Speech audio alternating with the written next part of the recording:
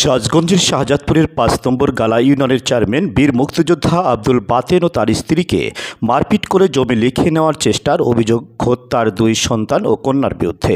ভুক্তভোগী ইউপি চেয়ারম্যানের অভিযোগ সূত্রে জানা যায়, গত ২১ আগস্ট গালা ইউনিয়নের হাটবাইরা গ্রামে নিজ বাড়িতে চেয়ারম্যান আব্দুল বাতেনের অনুপস্থিতির সুযোগে বাতেন চেয়ারম্যানের বড় কন্যা রত্না, মেজ ছেলে মোহন এবং ছোট ছেলে টুটুল সহ স্থানীয় সহযোগীরা পূর্ব পরিকল্পিতভাবে তৃতীয় স্ত্রীকে মারপিট এমনকি প্রাণনাশের হুমকি দিয়ে জমি লিখে নেওয়ার উদ্দেশ্যে মোহরকে নিয়ে এসে জোরপূর্বক দলিলে স্বাক্ষর গ্রহণ করে।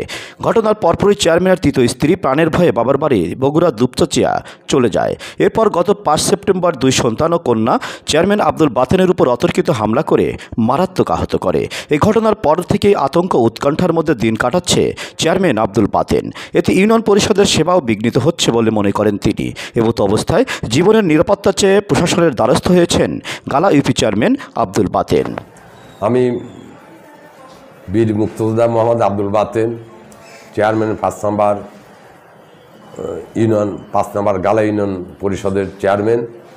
আমি ভারাক্রান্ত হৃদয়ে বলছি, আমার পারিবারিক সমস্যার জন্যে আমি নিরাপত্তায় ভুগছি। আমার ইউনিয়নের লোক আমাকে ভালোবাসে, এমনকি শাহজাদপুর উপজেলার লোকও আমাকে ভালোবাসে। ১৯৯৫ সালে আমার প্রথম স্ত্রী মারা যাওয়ার পর আমি ছেলেপেলেদের অতি কষ্টে মানুষ করি। হাবুডুবু সাগরে ডুবে হাবুডুবু যেরকম খায়, আমি সেইভাবে ছেলেপেলেদের মানুষ করি। আমার প্রথম স্ত্রীকে আমি রাজশাহীতে একটা বাড়ি করে দিচ্ছি এবং আমার গ্রামে ২.৫ বিঘা সম্পত্তিও তার নামে দিয়েছি। তা সত্ত্বেও আমার ছেলেপেলে আমার ছোট স্ত্রীকে তারা নির্মমভাবে অত্যাচার করে। ৬-৭টা বছর তাকে যেভাবে অত্যাচার করছে।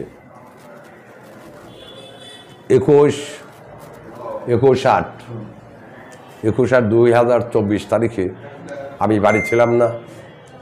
তারা পরিকল্পিতভাবে এসে আমার স্ত্রীকে একা বাড়িতে পেয়ে বাড়াইটা গুন্ডা নিয়ে মোহরে নিয়ে তারা এসে আক্রমণ করে মারধর করে গলায় ছুরি চালায় সে তাদের কাছে জীবন ভিক্ষা নিয়ে সে চলে যায়। এবং তার যে সামান্য একটু জমি দিয়েছিলাম ২৭ ডিসিমাল, সেই জমিটা তারা দলিলে লিখে নিয়ে চলে যায়। বিগত ৫ তারিখেও তারা অনুরূপভাবে আমাকে একা বাড়িতে পেয়ে আমাকে এসে আক্রমণ করে, আমাকে খুন করবে, মারবে, ঠ্যাং কাটবে, বিভিন্ন ভাষায় গালিগালাজ করে আমাকে মারপিট করে তারা আমাকে ভয়ভীতি দেখা চলে গেল। অভিযোগটা আমরা পেয়েছি, আমরা যেটা শুনেছি যে রিনা নাসরিনকে অস্ত্রের মুখে তার দলিল সই নেওয়া হয়েছে। তো দলিল সম্পাদনের দলিল রেজিস্ট্রেশন যেটা প্রক্রিয়া, যে ওনাকে সাব রেজিস্ট্রি অফিসে উপস্থিত হয়ে সম্পাদন স্বীকার করলে তারপর আমরা দলিল রেজিস্ট্রেশন করি। উনি যদি রেজিস্ট্রি অফিসে যদি উপস্থিত না হন তাহলে ওনার দলিল রেজিস্ট্রি হওয়ার কোনো সুযোগ নেই। সুতরাং আমি মনে করি যে ওনার ভয় পাওয়ার কোনো কারণ নেই।